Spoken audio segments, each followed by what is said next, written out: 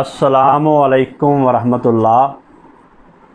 चौधरी आसिफ नज़ीर साहब, उम्मीद करता हूँ कि आप खैर व आफ़ियत से होंगे, खुश व खुर्म होंगे।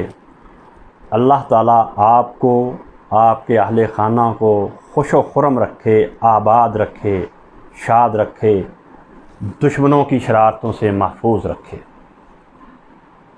आपका सवाल मुझे मसूल हो गया है कि किसी मुर्दा औरत को कब्र में उतारने के लिए उसका महरम होना ज़रूरी है। असल मसला ये है कि किसी भी औरत को, किसी भी मुर्दा औरत को कब्र में उतारने के लिए, लहद में रखने के लिए उसके महरम रिश्तेदारों का होना ज़रूरी नहीं है। यानी शरीयत इस्लामिया में ये शर्त मौजूद नहीं है कि किसी मुर्दा औरत को कब्र में सिर्फ़ और सिर्फ वही लोग उतारेंगे कि जो उसके महरम होंगे। ऐसी बात नहीं है। शरीयत इस्लामिया में ये छूट है कि किसी भी मुर्दा औरत को कब्र में, लहद में उसके अपने भी रख सकते हैं, बेगाने भी रख सकते हैं, महरम भी रख सकते हैं, गैर महरम भी रख सकते हैं। ये छूट है और यही मज़हब है हज़रत इमाम बुखारी का, हज़रत इमाम नबवी का, हज़रत इमाम इब्न हज़म का और हज़रत इमाम शौकानी रहमतुल्लाह अलैह। ये सब बुज़ुर्ग ये फतवा देते हैं कि किसी भी मुर्दा औरत को अपने और बेगाने, महरम और गैर महरम कब्र में रख सकते हैं। किसी किस्म की कोई पाबंदी नहीं है। यहाँ आप रुकिए और गौर कीजिए कि अगर इस्लाम ये पाबंदी आयद कर देता, अगर इस्लाम ये शर्त आयद कर देता कि औरत को कब्र में वही लोग रखें जो उसके महरम हों, तो इससे लोगों के लिए दुश्वारी पैदा हो सकती थी, इससे लोगों के लिए परेशानी बन सकती थी। क्यों? ऐसा हो सकता था कि कोई ऐसी मैयत, किसी ऐसी औरत की मैयत सामने आ जाती कि जिसको दफन करने के लिए उस वक्त उसके महरम वहाँ मौजूद ना होते, तो फिर क्या बनता। इसलिए इस्लाम ने, जो कि आसानी का मज़हब है, उसने ये छूट दे दी है कि औरत को अपने और बेगाने कब्र में रख सकते हैं।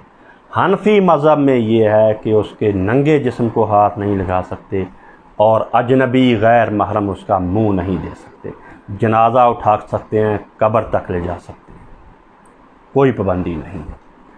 हज़रत इमाम बुखारी रहमतुल्लाह अलैह ने अपनी सही में इसी मसला को साबित करने के लिए एक बाब कायम किया है।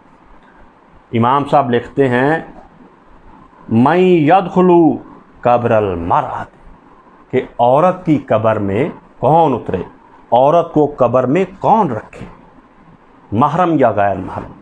तो इमाम साहब का मज़हब ये था कि गैर महरम भी रख सकते हैं। उसके लिए उन्होंने एक हदीस नकल की है जिसका नंबर है 1342।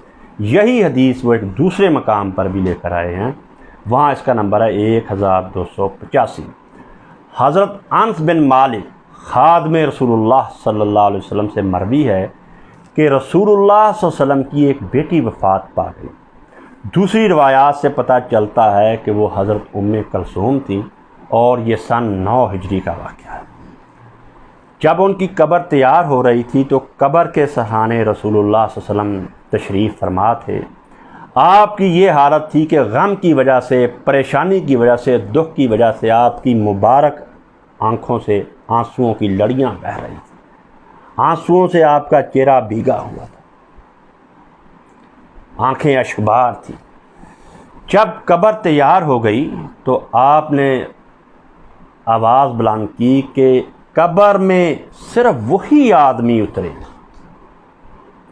आपने बुलंद आवाज़ से कहा कि लोगों, कब्र में सिर्फ वही आदमी उतरे, वही आदमी मैयत को पकड़कर आज कब्र में रखे जिसने आज की रात औरत से सोहबत ना किया हो।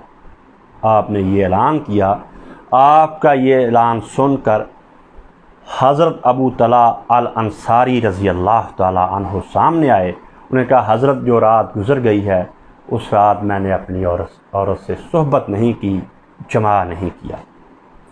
تو وہ قبر میں اترے اور انہوں نے حضرت ام کلثوم کو قبر میں رکھا. یہاں سے حضرت امام بخاری نے اپنا مسئلہ ثابت کر دیا کہ قبر میں اتارنے کے لیے محرم کا ہونا ضروری نہیں ہے، کیونکہ حضرت ابو طلحہ الانصاری رضی اللہ تعالیٰ عنہ حضرت ام کلثوم کے لیے محرم نہ تھے.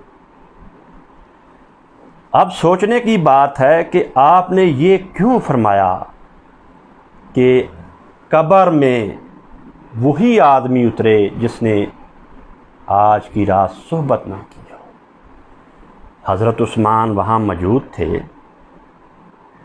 تو وہ تو نہیں اترے. اس کے اعلان کے اندر ایک واقعہ چھپا ہوا ہے. اس اعلان کے پیچھے کہ قبر میں صرف وہ آدمی اترے جس نے آج کی رات عورت سے صحبت نہ کی ہو، اس کے پیچھے ایک واقعہ ہے جسے حضرت امام بخاری نے سلپ کر دیا ہے، مگر وہ واقعہ امام حاکم نے اپنی المستدرک میں نقل کیا ہے.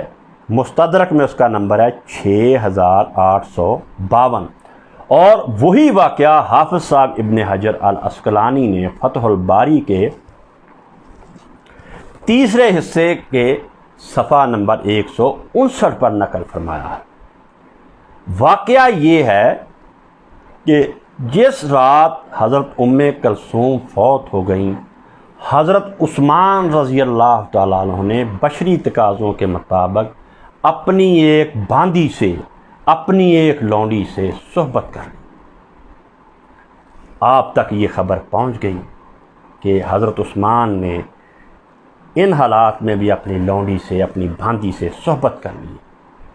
تو رسول اللہ صلی اللہ علیہ وسلم نے شاید خفگی کا اظہار کرتے ہوئے، شاید ناراضگی کا اظہار کرتے ہوئے، شاید پریشانی کے عالم میں حضرت عثمان کی طرف اشارہ کیا کہ آپ قبر میں نہ اتریں.